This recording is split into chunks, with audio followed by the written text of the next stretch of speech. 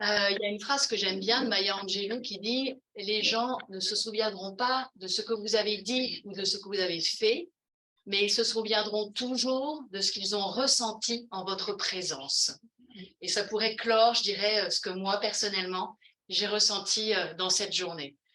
Alors, ce que je vais vous proposer tout de suite, ça dure 10 minutes en tout. Ça devait être avec un musicien en live, parce que comme l'a dit Laurence, dans une autre vie, j'ai été comédienne et chanteuse avec mes propres textes, mes propres mots. Et donc, j'ai pu faire des concerts, m'exposer, etc., etc.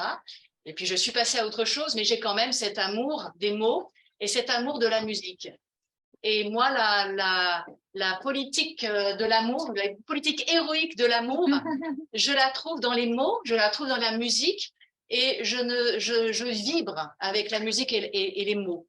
Donc, je suis très sensible aux mots, je lis beaucoup, j'essaye de lire des choses intelligentes, et notamment de la poésie, et puis j'aime bien écrire. Donc, j'ai écrit des chansons. Et là, ce que je vais vous proposer, c'est un temps de, je dirais, un temps de reliance, un temps de partage avec ce que j'ai pompeusement appelé méditation des nouveaux mondes, que j'ai donc co-écrit quelque part avec un musicien qui s'appelle José Gurdac, qui est à l'origine pianiste.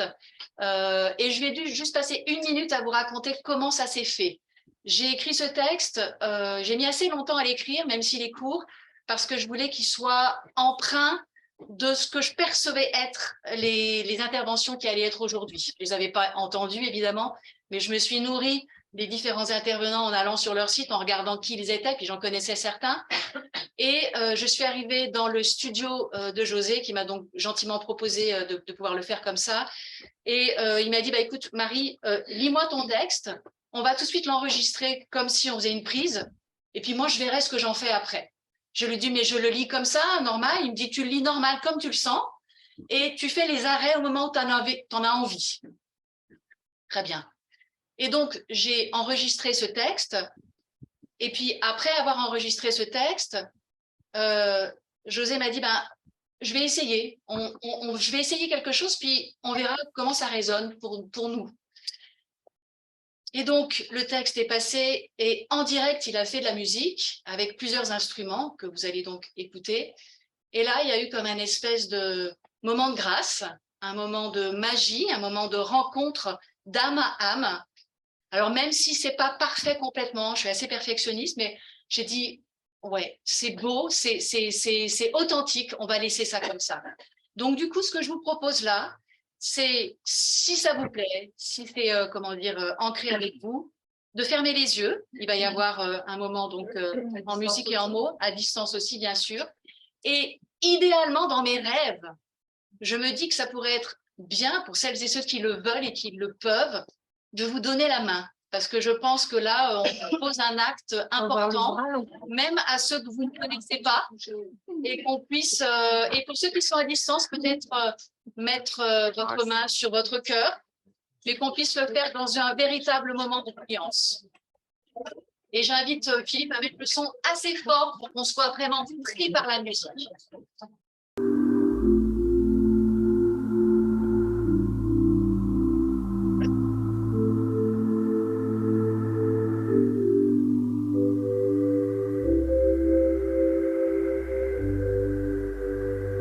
Explorateurs et exploratrices de ces nouveaux mondes. Vous qui êtes ici aujourd'hui, rassemblés dans ce lieu propice à l'échange, ou à distance dans vos maisons, connectés à ce lieu pour tisser la toile de nos liens, entendez-vous battre le cœur de notre humanité.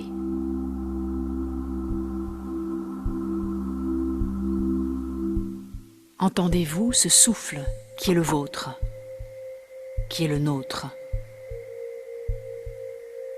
Entendez-vous le vivant en vous. Cette source intarissable qui s'embrase et s'enflamme, qui sourd en dedans de vous.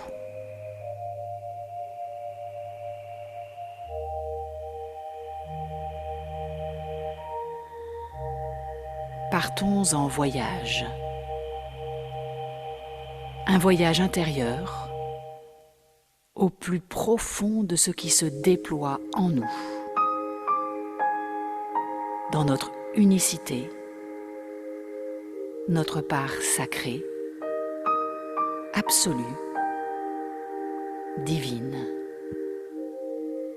singulière, intouchable, incorruptible, inviolable.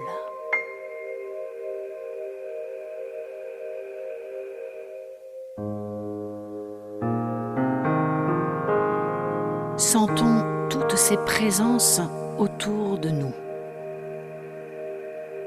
les visibles comme les invisibles.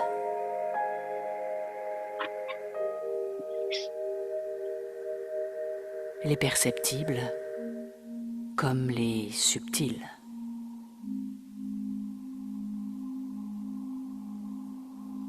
Les tangibles comme les plus évanescentes.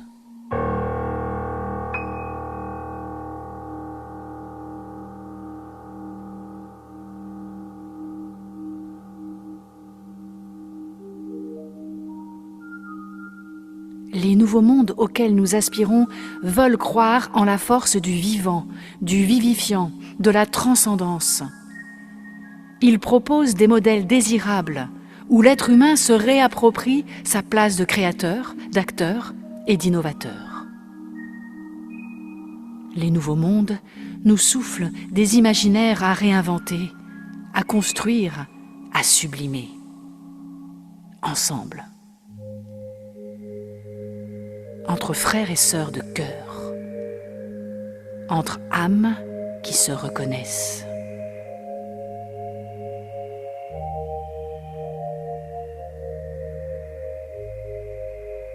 Dans ces nouveaux mondes, notre souveraineté est notre joyau le plus précieux. Elle est notre puissance. Notre souveraineté est le fondement de notre essence, de nos libertés de penser et d'agir. Elle est la condition sine qua non de notre pérennité sur Terre et de tout ce qui nous lie aux lois du vivant.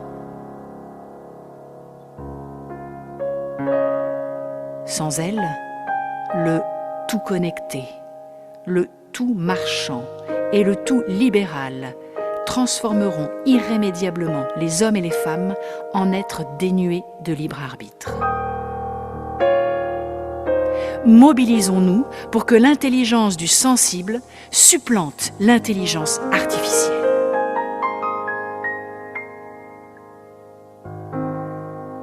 Réveillons-nous et rappelons-nous qui nous sommes vraiment.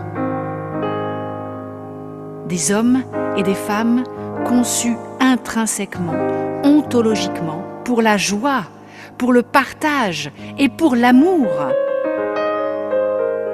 Nous sommes joie, partage et amour.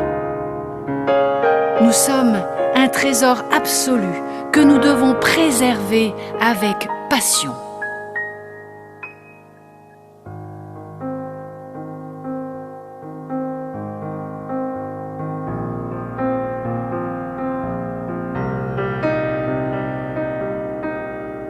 Profitons de cet instant de communion pour donner de l'espace à notre cœur grand ouvert, afin de nous relier aux sensations que procure en nous l'émergence et l'existence de ces nouveaux mondes. Diffusons-les dans la matière, afin qu'elles viennent subtilement et avec tendresse coloniser nos frères et sœurs humains, notre planète tout entière.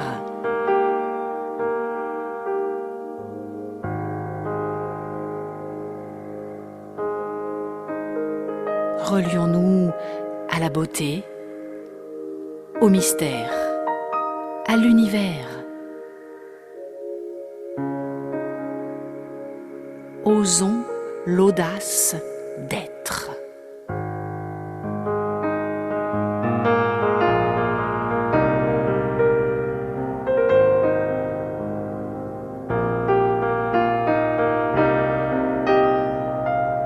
Cette terre intérieure qui fait ton unicité, fait-elle se mouvoir la flamme et la chaleur de ton âme?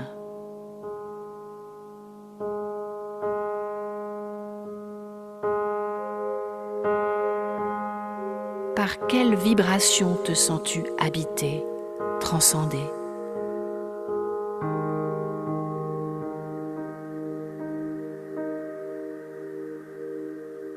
Qu'y a-t-il autour de toi? Quelle couleur, quelle forme, quelles intelligences, quels êtres de lumière?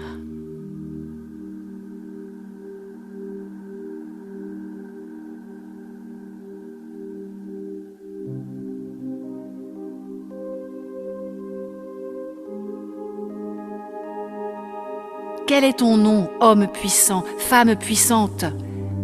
Écoute ces mots.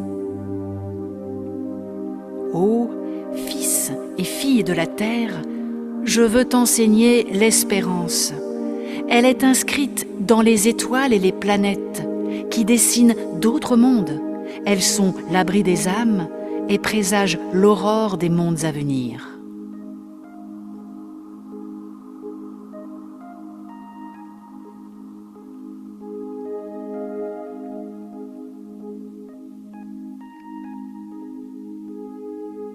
Laisse-toi traverser par la puissance de cette phrase. Les gens sont comme des vitraux. Ils brillent tant qu'il fait soleil. Mais quand vient l'obscurité, leur beauté n'apparaît que quand ils sont illuminés de l'intérieur.